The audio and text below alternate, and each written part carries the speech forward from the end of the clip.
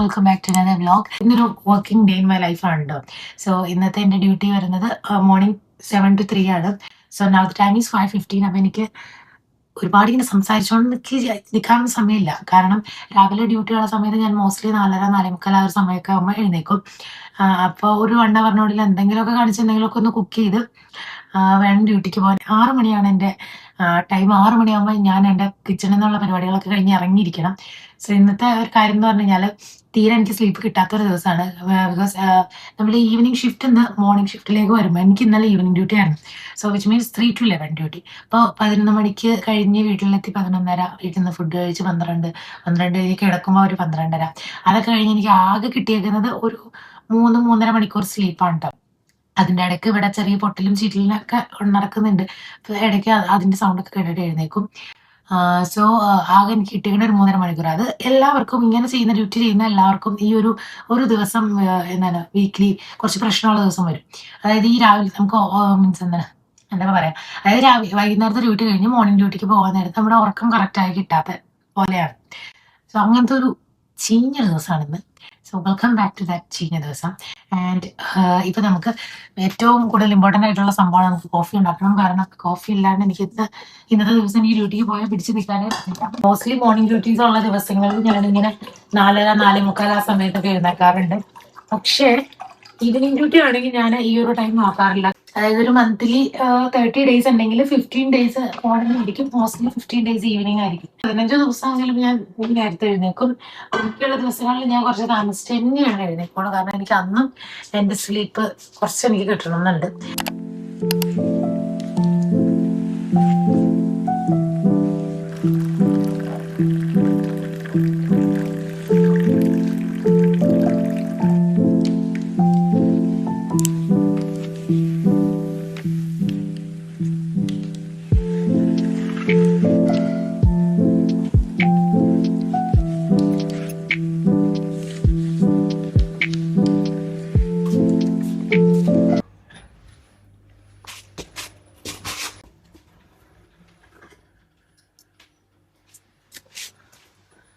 പാലനെ കേരളാക്കിയിട്ട് പോവാണ്. 6:20 കുറച്ച് ലേറ്റായി. Anyways ഹാലാണെങ്കിൽ 6th ഫ്ലോറിലാണുള്ളത്. സോ അത്ര ദൂരം അതിന് ലാസ്റ്റ് ഫ്ലോർ ആകുമ്പോൾ ലിഫ്റ്റ് ഇല്ല. സോ അതുകൊണ്ട് ഓടി കതിച്ചു. ഇനിയിപ്പോൾ എന്തായാലും ഡ്യൂട്ടിക്ക് പോയിട്ട് വന്നിട്ട് കാണും. ബിക്കോസ് ഞാൻ ഡ്യൂട്ടിയിൽ വീഡിയോസ് എടുക്കാറേ ഇല്ല.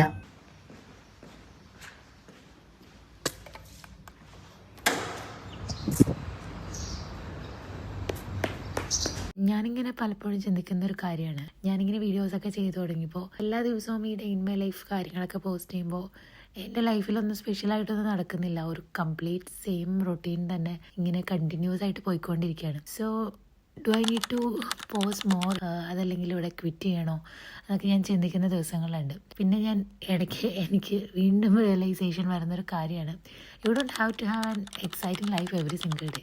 നമ്മൾ വിചാരിക്കും നമുക്ക് മാത്രമേ ഇങ്ങനെ റിപ്പീറ്റഡ് ലൈഫ് ഉള്ളൂ എന്ന്. ബട്ട് ഇറ്റ്സ് കോമൺ, എല്ലാ മനുഷ്യന്മാർക്കും ഇങ്ങനെ തന്നെയാണ്.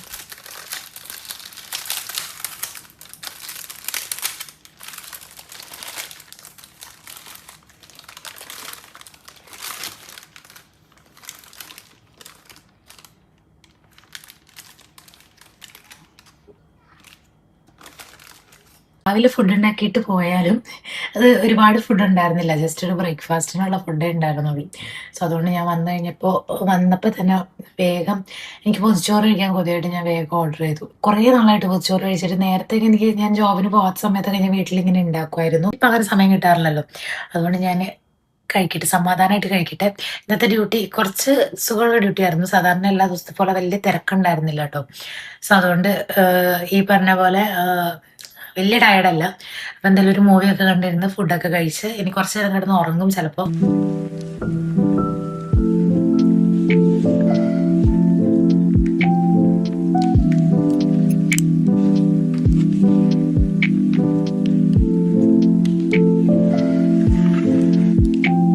ഒരു 7:30 ആയപ്പോൾ ഞങ്ങൾ ജസ്റ്റ് ഒരു ടീ ആൻഡ് സ്നാക്സ് ഒക്കെ കഴിക്കാൻ വേണ്ടിയിട്ട് പുറത്തേക്ക് ഇറങ്ങി. അത്ര ഒരു ടൈമാണ് ഞങ്ങളുടെ ഒരു ക്വാളിറ്റി ടൈം എന്നൊക്കെ പറഞ്ഞ് ഞങ്ങൾ സ്പെൻഡ് ചെയ്യുന്നത്. And it was a simple and ordinary day. നേരത്തെ പറഞ്ഞ പോലെ nothing much happen and that's completely okay. പിന്നെ before going to bed I just updated my daily expense diary. So thank you so much for spending another day with me, and I hope you guys enjoy this little vlog, and I'll see you in the next one. Until then, take care and bye bye.